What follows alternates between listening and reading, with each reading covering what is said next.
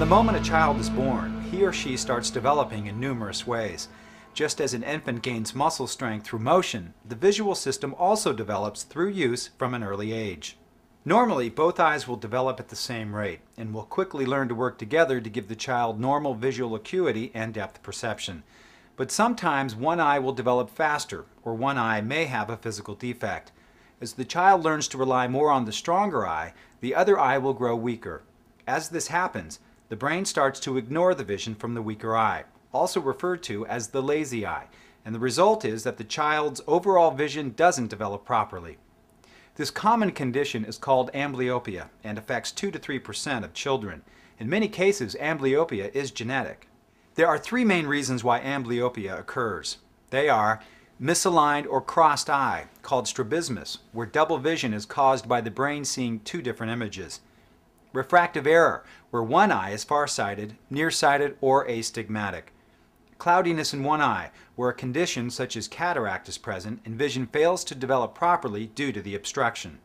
With each of these conditions, the child's sight is affected in one eye, so the brain ignores vision from that eye and relies on the better eye to see the world.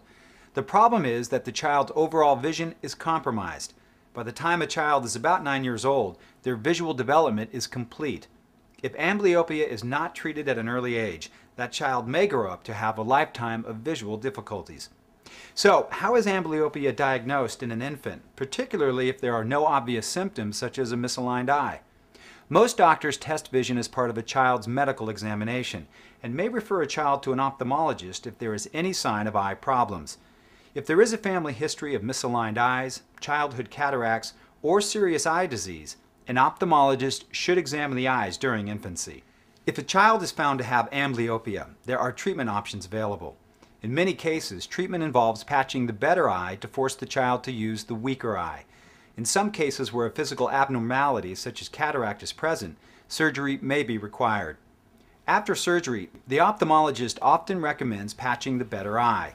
It is through use that a weaker eye will develop and the brain will learn to use the vision from this eye.